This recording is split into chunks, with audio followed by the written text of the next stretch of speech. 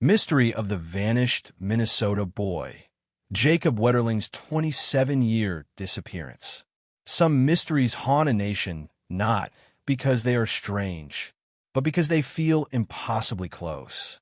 On a calm October night in 1989, three boys rode their bikes through the darkness of St. Joseph, Minnesota, a small town where nothing extraordinary ever seemed to happen. But suddenly, from the shadows, a man appeared. A flashlight, a weapon, a command that froze the air. Moments later, Jacob Wetterling was gone, swallowed by the night with no explanation, no clues, and no trail to follow. The world responded with shock. Search teams combed fields and forests. Helicopters swept through the sky. Psychics, profilers, and investigators all chased the same ghostly question. How does a child disappear in front of witnesses and leave nothing behind? For 27 years, Jacob's case became one of the most talked about mysteries in America.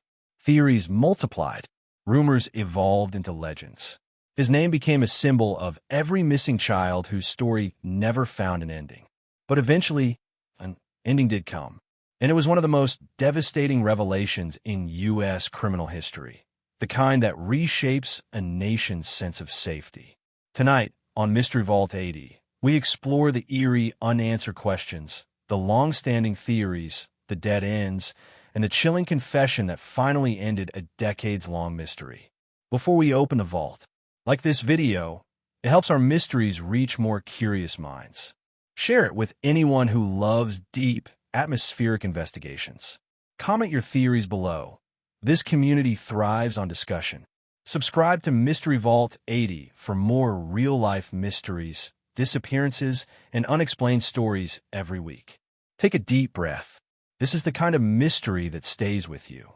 Let's begin. The last ride home. On a cool October evening in 1989, the small town of St. Joseph, Minnesota, seemed suspended in quiet. Streets were empty. Porch lights glowed softly, and the air felt calm. Almost too calm, as though something ominous was hiding beneath the surface.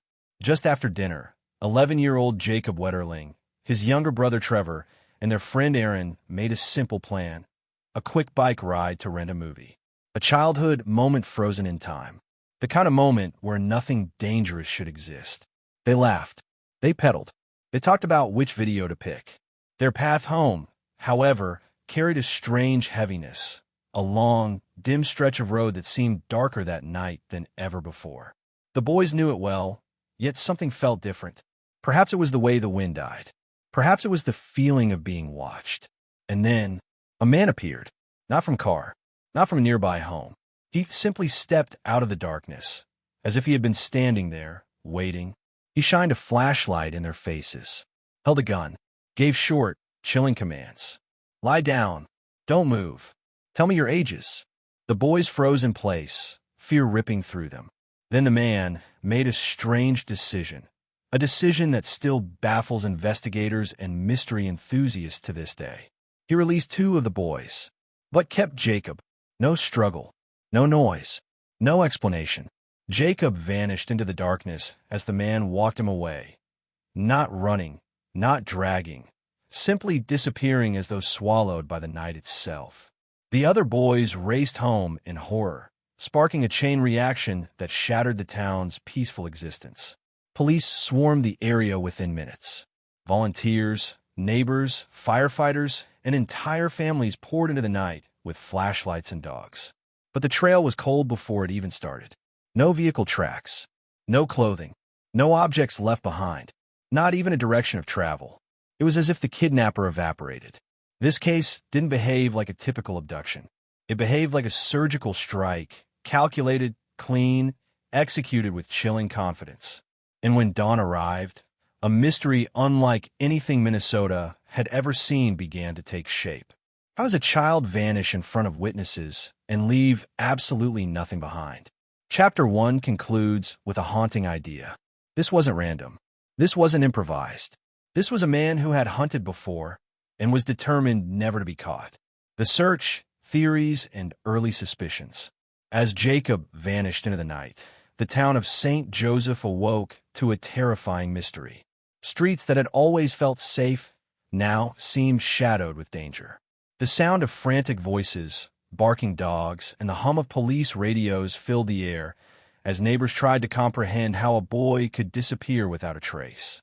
Immediately, multiple theories emerged. Some wondered if it was a stranger with malicious intent, a predator who had studied the boy's routines. Others suggested something far darker, someone known to the family, someone close enough to plan the perfect abduction. Rumors spread like wildfire, with whispers of prior incidents that had never been solved. Search parties formed rapidly. Volunteers scanned fields and rivers, checking under every bridge, behind every tree. Helicopters hovered over cornfields. Experts and profilers analyzed witness statements, mapping out potential routes the abductor might have taken. Yet, no trail emerged. The disappearance sparked an enigma of national attention. Psychics and amateur sleuths attempted to predict the boy's location. Strange sightings were reported: a figure in the woods, a suspicious vehicle on a distant highway, even abandoned campsites. Every claim seemed to open a new layer of mystery, and yet each one dissolved into nothing. Investigators began noticing patterns. Timing, geography, and witness memory suggested that the abduction was deliberate, executed with careful planning. But the puzzle had missing pieces. Who could commit such a precise act in front of witnesses and leave nothing behind? And why did the case go cold so quickly after such a dramatic start? By the chapter's end, it became clear that Jacob's disappearance was no ordinary missing child case. It was a mystery woven with deliberate precision, leaving investigators, the family, and the nation to wonder. What unseen forces allowed a child to vanish and remain hidden for decades? The 27-year enigma. As months stretched into years, Jacob Wetterling's disappearance evolved from a shocking local crime into a national mystery that gripped the imagination of an entire country. No trace, no leads, no resolution. Only questions, endless questions. Over time, theories multiplied. Some speculated that Jacob had been abducted by a serial predator who had studied children in the area. Others whispered about organized networks or hidden accomplices. Every theory carried a chilling undertone, that someone, somewhere, had orchestrated this disappearance with terrifying precision. Communities shared reports of sightings, unverified rumors, and ghostly stories. Psychic consultations, mysterious maps, and anonymous tips created a maze of dead ends. Some sightings appeared plausible, others were clearly hoaxes, yet all added layers to a puzzle that no one could solve. Investigators examined behavioral patterns of known offenders, noting that such calculated abductions often correlated with prior offenses. Still, the key pieces were missing. The kidnapper's identity remained a mystery, hidden behind decades of silence and cunning planning. The family endured decades of uncertainty, facing questions that had no answers. Each anniversary, each birthday, each empty school day reminded the nation and the family of the inexplicable void Jacob left behind. The case became a study in persistence, hope, and obsession, not just for law enforcement, but for anyone trying to understand how a child could vanish and remain hidden for so long. By the end of this chapter, it was evident that this was not a simple case of a missing boy. It was a mystery that would span generations, a story of disappearance, unanswered questions, and the slow, haunting passage of time. Every detail recorded, every witness interviewed, every lead explored, all were part of a puzzle that no one could yet piece together. Breaking the mystery, the confession that ended 27 years of questions. For nearly 3 decades, Jacob Wetterling's disappearance remained one of the most perplexing mysteries in America. Every lead led to a dead end. Every theory seemed plausible yet unprovable. Then, nearly 27 years later, the case finally reached its long-awaited climax. The man responsible, Danny Heinrich, had been living quietly in the same state. He had escaped suspicion for decades, leaving investigators and the public puzzled. How could a child vanish without a trace? And how could the perpetrator remain hidden in plain sight for so long? The confession revealed the haunting truth. Heinrich admitted to the abduction and detailed what happened to Jacob, finally answering questions that had tormented the family, the community, and the nation. For mystery enthusiasts, it was an astonishing resolution to a case long shrouded in shadows. The disappearance was not random. Every action had a purpose. Every absence had a design. Even with the confession, the story carried elements of the surreal. How could someone commit such an act, evade detection for decades, and remain unnoticed by those closest to the investigation? This chapter explores the unraveling of decades-long secrets, the tension between law enforcement persistence and human cunning, and the delicate balance between truth and tragedy. By the chapter's conclusion, one thing was clear. The mystery had been solved, yet the haunting questions of how such evil can exist in ordinary places would linger forever. Inside the investigation, FBI, locals, and breakdowns. The disappearance of Jacob Wetterling was not just a local tragedy. It became a national investigation, drawing the attention of the FBI, state police, and local law enforcement. Coordinating between multiple agencies, each with its own procedures and priorities, proved a daunting challenge. The first hours after the abduction were critical. Police blocked roads, searched nearby fields, and conducted interviews with neighbors. Volunteers scoured every possible hiding place. Yet the lack of early coordination created gaps in the investigation. Some witnesses were overlooked. Some leads went cold before they could be fully pursued. The FBI brought in its expertise on kidnappings and abductions, including profiling the unknown suspect. Behavioral analysts try to understand the abductor's patterns. Was he familiar with the town? Had he planned this meticulously? The evidence suggested the answer was yes, but without concrete proof, the case remained frustratingly stagnant. Local law enforcement faced enormous pressure from the public and media. Parents feared for the safety of their own children. Schools increased security. Neighborhoods organized watches. But every tip and lead had to be meticulously verified, slowing progress. Innocent suspects were questioned, only to be cleared later, leaving families anxious and frustrated. Over the years, advances in investigative technology helped piece together fragments of the case.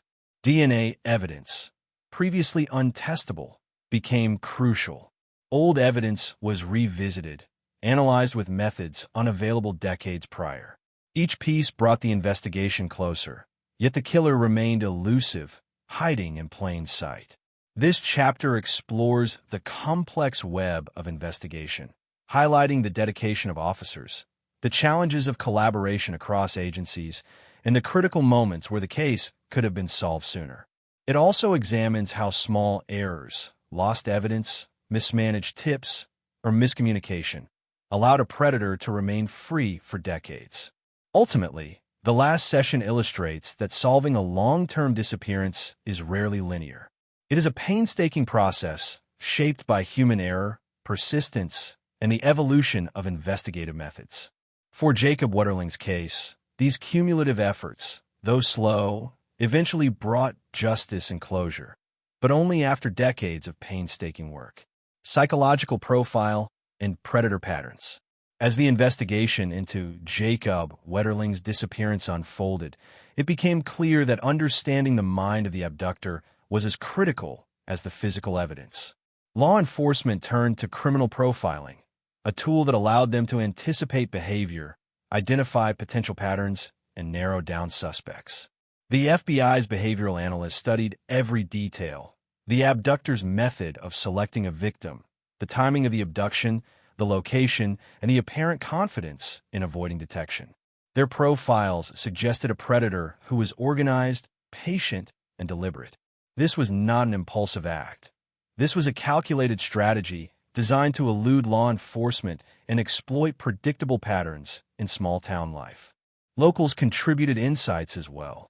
Friends, neighbors, and teachers described unusual behaviors in community members, fleeting glimpses of suspicious activity, odd habits, or unexplained absences. Each piece of information was logged and compared to the behavioral profile. While many leads proved false, a pattern began to emerge. The abductor knew the area intimately and understood the psychology of fear. For decades, investigators revisited prior cases to identify potential connections. Was Jacob's abduction part of a broader pattern? Were there similar incidents across other towns in the region? By mapping these events, law enforcement began to see recurring behaviors. Abductors targeting children in isolated areas, avoiding witnesses, and using deception to remain hidden. The chapter also examines the psychological toll on both the family and the investigators. The constant uncertainty, the repeated disappointments, and the pressure of public scrutiny created a unique environment of stress and obsession. For the Wetterling family, hope and despair became daily companions. For law enforcement, the case required extreme patience and meticulous attention to detail, often testing their professional limits. By the chapter's conclusion, the connection between behavioral profiling, investigative persistence, and eventual resolution becomes clear. Understanding a predator's mind was not just an academic exercise. It was an essential step toward justice. For Jacob Wetterling, the combination of profiling, re-examined evidence, and decades of tenacious investigation would eventually bring the case to a resolution that the world had waited nearly 3 decades to witness. Evidence revisited, cold case breakthroughs. Decades passed, yet the disappearance of Jacob Wetterling remained a chilling cold case. What investigators had initially viewed as dead ends were now opportunities thanks to advances in forensic science and renewed investigative techniques. Old evidence was carefully re-examined. Fibers, witness statements, and small traces once considered insignificant were now analyzed with modern methods. DNA technology, in particular, became a pivotal tool. Samples that had once yielded no results could now be compared against a growing national database. For law enforcement, this represented a new horizon in cold case investigations. Investigators also revisited suspect interviews. People who had seemed inconsequential in 1989 were now seen in a different light. Subtle inconsistencies, overlooked details, or suspicious behavior gained significance in the context of new forensic insights. Every conversation, every alibi, and every lead was scrutinized with the clarity that only time and technology could provide. The process was painstaking. Each step required methodical attention to prevent contamination, misinterpretation, or false leads. For families and communities, the waiting was agonizing. Every new clue brought hope, but also the fear of disappointment. This chapter highlights the critical importance of perseverance in cold cases. Investigators demonstrated how combining modern technology, careful record-keeping, and persistent analytical review could eventually uncover truths long hidden. It underscores a fundamental truth in criminal investigations. Even decades-old mysteries can be solved when science and human determination converge. By the end of this chapter, one message stands out. Cold cases are not frozen in time. They can be revived, dissected, and ultimately resolved, providing closure for families, justice for victims, and a blueprint for solving other unresolved crimes. Community, media, and the pressure of public attention. The disappearance of Jacob Wetterling was not just a law enforcement puzzle. It was a story that gripped a nation. Communities, local authorities, and media outlets all played a role in shaping the narrative, each adding pressure and scrutiny to the investigation. Local residents organized search parties, volunteer groups, and neighborhood watches. Families shared tips and rumors, desperate for information. The involvement of the public created both opportunities and challenges. False leads multiplied, resources were stretched, and investigators had to balance thoroughness with urgency. Media coverage amplified every development. Television news, newspapers, and later online forums spread information about sightings, suspects, and official updates. While the attention helped maintain awareness, it also created complications. Sensationalized reporting sometimes overshadowed facts, spreading fear, confusion, and even misinformation. Families had to endure repeated cycles of hope and disappointment as each new report arrived. Law enforcement also faced intense public scrutiny. Every decision, every mislead, and every investigative strategy was under the microscope. For investigators, the pressure was immense. They had to remain meticulous, unbiased, and patient, knowing that any mistake could delay justice even further. This chapter examines how community involvement, media attention, and public pressure influenced the case over decades. It also highlights the delicate balance investigators had to maintain, leveraging the public's eyes and ears without succumbing to panic or misdirection. By the end of this chapter, it is evident that complex cases like Jacob Wetterling's are never just about evidence or suspects. They involve human emotion, media dynamics, and community involvement, all of which can accelerate or hinder the path to resolution. The story illustrates that persistent collaboration between law enforcement and the public can be a decisive factor, even in cases that remain unresolved for decades. The hunt for justice, legal battles, and accountability. As decades passed, the disappearance of Jacob Wetterling became not just a story of abduction, but a legal and societal battle. Investigators, families, and lawmakers worked tirelessly to ensure that justice would be served, even after decades of uncertainty. The case exposed gaps in the legal system. In 1989, laws around child abduction, sexual offenses, and evidence preservation were less robust than today. Over time, advocacy by the Wetterling family and child protection organizations pushed for reforms, ensuring that missing child cases received more attention, resources, and legal teeth. The Jacob Wetterling Act is one such legacy, mandating that states maintain a national sex offender registry and establishing a framework to track offenders. The legal process was painstaking.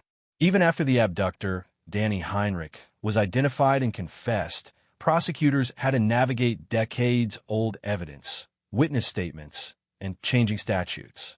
Ensuring that the confession could lead to conviction required meticulous documentation and adherence to due process. Every step of the legal journey was scrutinized to avoid loopholes that could allow the predator to escape accountability. This chapter also examines the emotional and psychological toll of prolonged legal uncertainty. Families waited for years to see justice enacted. The community had to balance grief, hope, and the need for closure. Advocates and investigators worked together, demonstrating the power of persistence, advocacy, and legal reform in achieving long-term justice. By the end of Chapter 9, it becomes clear that solving such a prolonged case requires more than catching a criminal. It requires legal innovation, systemic change, and unwavering commitment to ensuring that accountability transcends time. The story of Jacob Wetterling is thus not only a cautionary tale, but also a blueprint for improving the protection of children and the pursuit of justice in the decades that follow. Legacy of a vanishing. Change, awareness, and lessons learned. The abduction and eventual resolution of Jacob Wetterling's case left an indelible mark on America. Beyond the tragedy of a missing child and the decades of anguish, the case became a catalyst for systemic change in law enforcement, public awareness, and child protection policy. Jacob's disappearance highlighted the vulnerabilities in investigative procedures in the late 1980s. From initial missteps to technological limitations, each gap underscored the need for better coordination, advanced forensic capabilities, and nationwide communication among law enforcement agencies. These lessons informed not only the Wetterling case, but countless future investigations, improving responses to missing child cases across the United States. The Wetterling family, turning personal grief into advocacy, played a crucial role. Patty and Jerry Wetterling championed legislation, influencing the creation of sex offender registries, rapid response protocols, and community alert systems. Their relentless pursuit of justice transformed their tragedy into societal change, ensuring that other families would have better tools and resources to protect their children. The emotional resonance of Jacob's story also created long-lasting awareness.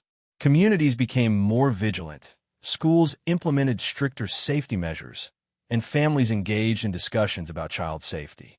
The narrative of loss, hope, and eventual resolution became a beacon, reminding society of both the fragility of life and the power of perseverance. Finally, Chapter 10 reflects on the lessons learned from this prolonged ordeal, the importance of patience, advocacy, and the marriage of human intuition with technology in solving crimes. Jacob Wetterling's story is no longer just about a vanished boy. It is about the transformative impact of tragedy, the pursuit of justice, and the enduring human spirit that refuses to forget, relent, or fail. By the end of this chapter, the audience understands that the legacy of one vanished child can reverberate across decades, reshaping law enforcement, community vigilance, and national policy, proving that even in the darkest mysteries, change and justice can eventually emerge. The mystery of Jacob Wetterling, decades of secrets revealed.